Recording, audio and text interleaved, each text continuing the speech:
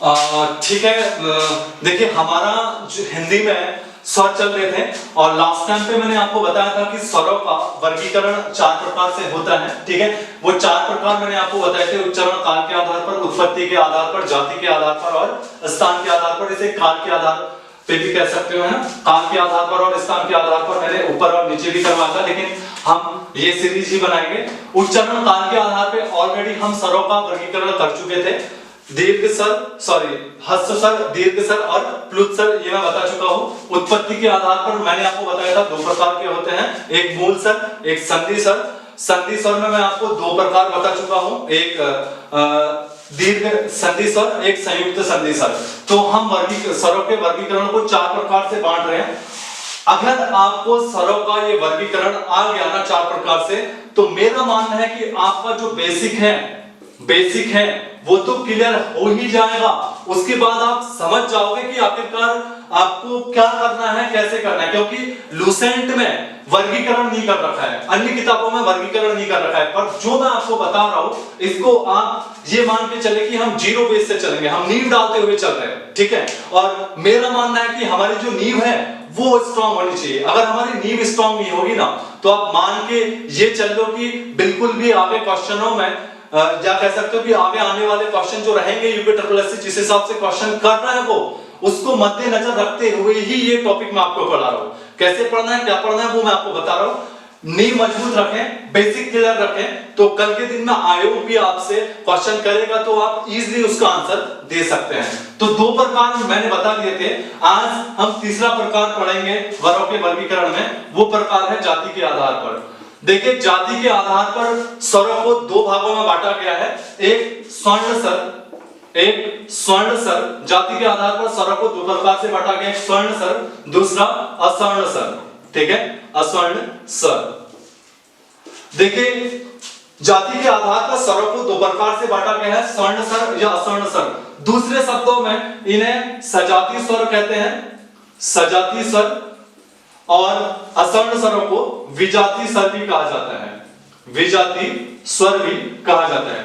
तो देखिए हमें जाति के आधार पर 2 तो याद करने ही है, 2 इजीली भी याद करने हैं। देखिए जाति के आधार पर वैसे 2 प्रकार के होते हैं, पहला स्वर्ण स्वर, दूसरा अस्वर्ण स्वर। लेकिन बहुत से हिंदी के जो विद्वान हैं उनके द्वारा स्वर्ण स्वरों को सजाती स्वर की संज्ञा दी गई है, बहुत से विद्वानों के द्वारा अस्वर्ण स्वर को विजाती स्वरों की संज्ञा दी गई है। तो ये जो है ये स्वरों का वर्गीकरण जब हम जाति के आधार पर पढ़ते हैं तो वहां हमें देखने को मिलता है, तो ये इंपॉर्टेंट बनने वाला है। आज हम जानेंगे कौन से स्वर्ण स्वर हैं और आज हम ये भी जानेंगे कौन से अस्वर्ण स्वर है। साथ ही कौन से स्वर्ण स्वर हैं जानेंगे तो आप ये भी जान जाओगे कि कौन से सजाती स्वर होंगे। अगर आप ये जान गए कि कौन से अस्वर्ण स्वर है तो आप ये भी जान जाओगे कि कौन से विजाती स्वर है। तो हम पहले बात करते हैं स्वर्ण स्वरों की। ठीक है, पहले हम बात करते हैं स्वर्ण स्वरों की। स्वर्ण स्वरों की परिभाषा इस प्रकार से दी गई है, जिन स्वरों के उच्चारण में एक समान स्थान और जिन स्वरों के उच्चारण में एक समान स्थान और एक ही प्रयत्न किया जाता है, एक समान स्थान और एक ही प्रयत्न किया जाता है किसके, स्वरों के उच्चारण में। फिर से एक बार आप लोगों को बता रहा हूं, स्वर्ण स्वर या सजाती स्वर एक ही बात है। स्वर्ण स्वर या सजाती स्वर कौन से स्वर होते हैं, जिन स्वरों के उच्चारण में एक ही स्थान और एक ही प्रयत्न करना पड़े उन्हें हम स्वर्ण स्वर या सजाती स्वर कहते हैं। ठीक है, ये जो है ये कौन कौन से हैं मैं आपको बता दूं, अ, आ, ई, बड़ा ई, उ और बड़ा उ, यानी कि 6 स्वर।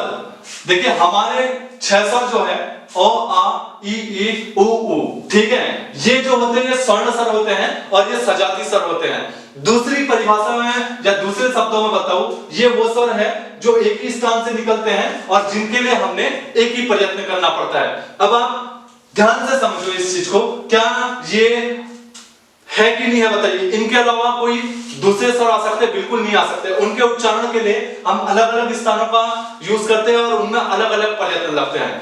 तो स्वर्ण स्वर आपको समझ में आ गया या सजाती स्वर, वो स्वर जिनके उच्चारण में एक ही स्थान लगता है, एक ही प्रयत्न होता है, वो स्वर्ण स्वर या सजाती स्वर कहते हैं। अ, आ, ई, उ, ऊ। तो क्वेश्चन आपसे आयोग ये बना सकता है, निम्नलिखित में से कौन सा सजाती स्वर नहीं है। निम्नलिखित में से यह कौन सा स्वर्ण स्वर है? ऐसा क्वेश्चन आपसे बना सकता है। तो ये आपके 6 ऑप्शन, ये 6 है और आ ई ई उ ऊ आपको याद होगा, एक बार दिमाग में बैठा लो हमेशा के लिए कि ये स्वर्ण स्वर है या सजाती स्वर है, जिनका उच्चारण एक ही स्थान एक ही प्रयत्न से होता है। ना आयोग घुमाएगा ना कोई एग्जामिनर आपको घुमा सकता है, कैसे भी क्वेश्चन दे दे वो। तो बेसिक क्लियर होना चाहिए हमारा। तो सजाती स्वर किसे कहते हैं, स्वर्ण स्वर किसे कहते हैं, आई होप आप समझ गए हो, है ना। जिन स्वरों का एक ही स्थान से उच्चारण और प्रयत्न होता है उन्हें हम सजाती स्वर कहते हैं, अ आ ई ई उ ऊ। और इसके बाद देखिए दूसरा असवर्ण स्वर, असवर्ण स्वर या विजाती स्वर, विजाती स्वर। इसकी परिभाषा कैसे दी गई है विद्वानों के द्वारा? असवर्ण स्वर या आपके विजाती स्वर वो स्वर है जिनका उच्चारण एक ही स्थान से नहीं होता है और न ही उनके लिए एक प्रयत्न किया जाता है। यानी सेम स्वर्ण स्वरों की या सजाती स्वरों के अपोजिशन में जो डेफिनेशन है वो ही डेफिनेशन असवर्ण स्वर या विजाती स्वर की है। यानी कि असवर्ण स्वर वो स्वर है जो एक ही स्थान से नहीं निकलते हैं, नहीं एक ही प्रयत्न से निकलते हैं। और ये स्वर कौन से हैं? ए बड़ा आई, ओ बड़ा औ, ए आई ओ औ, ए आई ओ औ। अलग अलग देखिए, प्रयत्न भी अलग हो रहे हैं, स्थान भी अलग हो रहे हैं। जिसमें अलग प्रयत्न हो और अलग स्थान हो तो उन्हें हम असवर्ण स्वर या विजाती स्वर कहते हैं। ठीक है, इनकी संख्या कितनी है? 4। ठीक है, और आपका जो है स्वर्ण स्वर या सजाती स्वर, इनकी संख्या है 6। और इस सीरीज में जाति के आधार पर स्वर जो बांटे गए हैं इसमें री को नहीं लिया गया है, ये बहुत इंपॉर्टेंट है। अगर आपसे पूछे जाति के आधार पे स्वरों की संख्या कितनी है तो यहाँ पे हमें 10 मिल रही है, री तो आ ही नहीं रहा है। ये क्वेश्चन भी आयोग बना सकता है, समझ रहे हो ना। ये क्वेश्चन भी बना सकता है, एक और दूसरा आ, तीसरा ई, बड़ा ई चौथा, पांचवा उ, छठा बड़ा उ, सातवां ए आई, आठवां ओ, नौवां औ, 10वां। री को नहीं दिया गया। तो क्वेश्चन देखिए, क्वेश्चन को हम मॉडिफाई कर रहे हैं, यानी कि हम हर तरीके से क्वेश्चन को बनाने की कोशिश कर रहे हैं। क्वेश्चन मैंने अगली बार जब मैं पेपर लूंगा ना, आप बिल्कुल भी चिंता ना करें, ये जो मैं पढ़ा रहा हूं ना, 1 मिनट, जस्ट 1 मिनट रुकिए, ठीक है। अगली बार मैं जब पढ़ाऊंगा आपको या जब भी हमारा पेपर होगा, अब बिल्कुल भी चिंता मत करें। जो मैं यहाँ पे आपको बता रहा हूँ ऐसे क्वेश्चन बन सकते हैं, ऐसे एक्सपेक्टेशन हो सकती है, हर प्रकार से आपको क्वेश्चन दूंगा।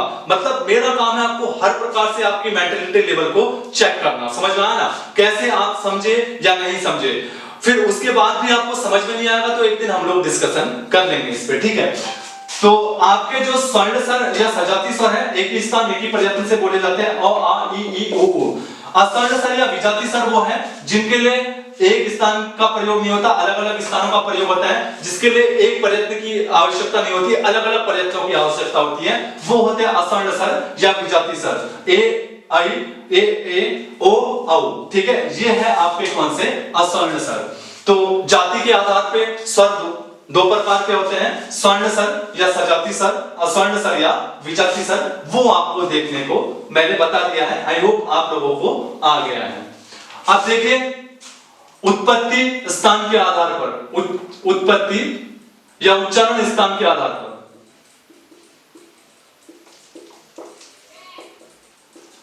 देखिए ये सबसे ज्यादा इंपॉर्टेंट होने वाला है।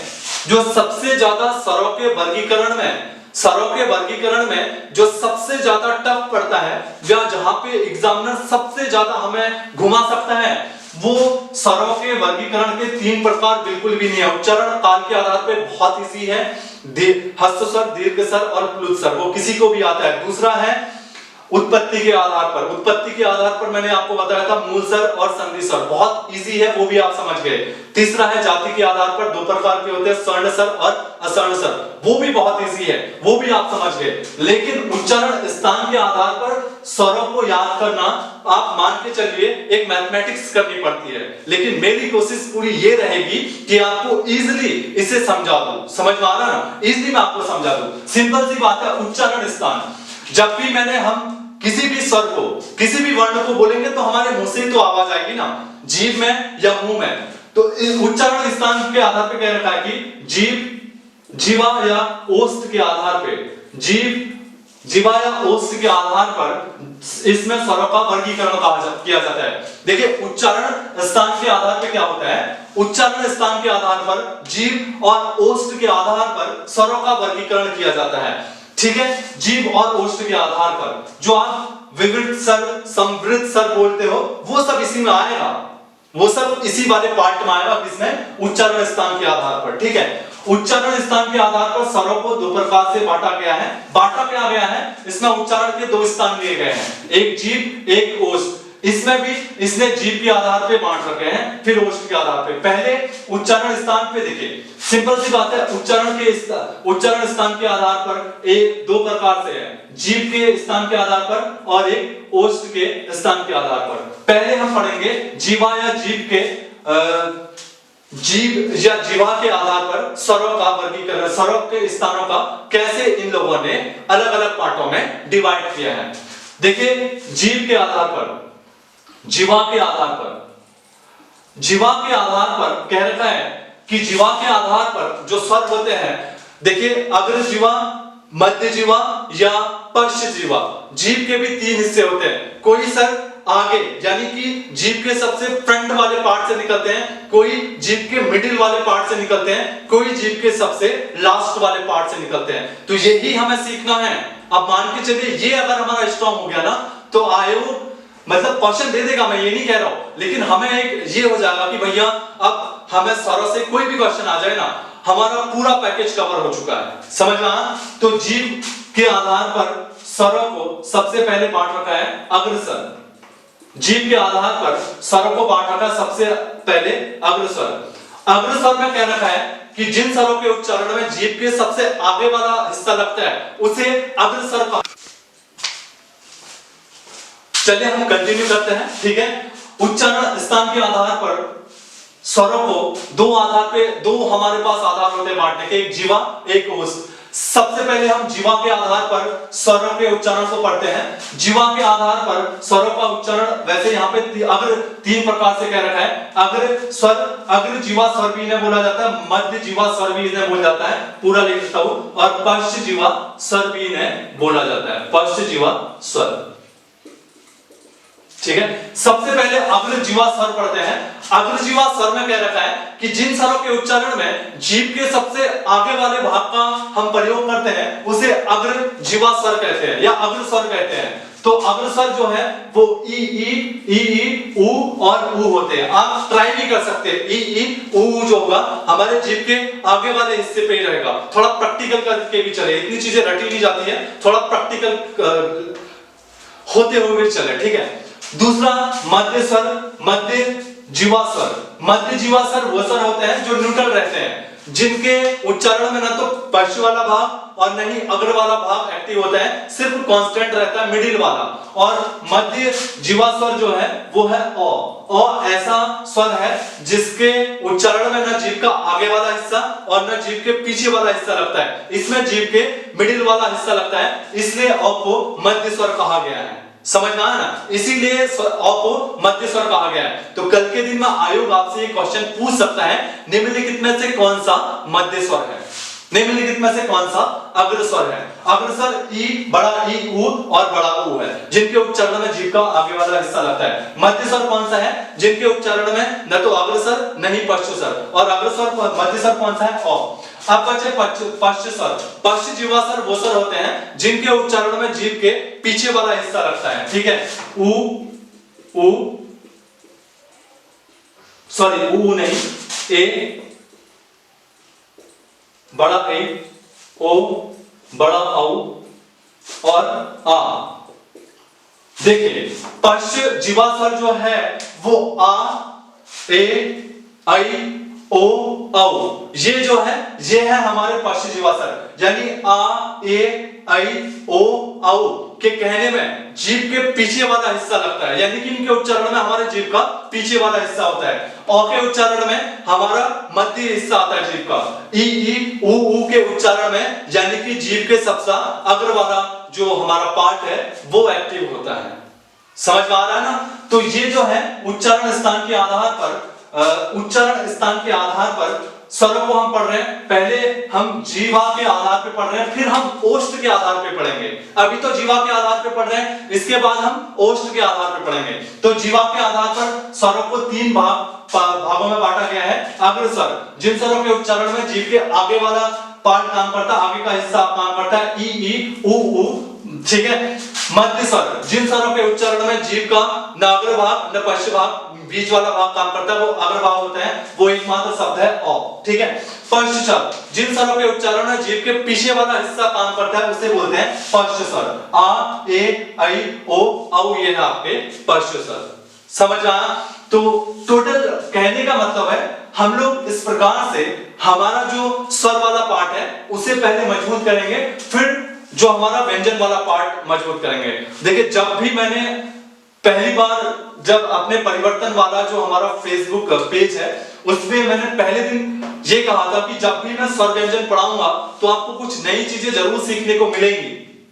तो आज मैं वही प्रूव कर रहा हूं आपके सामने कि मे भी आज आपको कुछ नई चीजें जानने को मिली होंगी। ये कोई नई चीजें मेरे हिसाब से नहीं है, ये आयोग के पैटर्न और आयोग का रुख देखते हुए ये चीजें हमें करनी ही पड़ेंगी, वरना कल के दिन में हम 1-2 नंबर से रुक सकते हैं और सबसे बड़ी भूमिका इनकी हो सकती है। और ये बिल्कुल रुका है, ये बिल्कुल ये ऐसा टॉपिक है जो आपको रोक सकता है। समझ में आया? तो मे भी आप लोगों को समझ में आया होगा, ठीक है।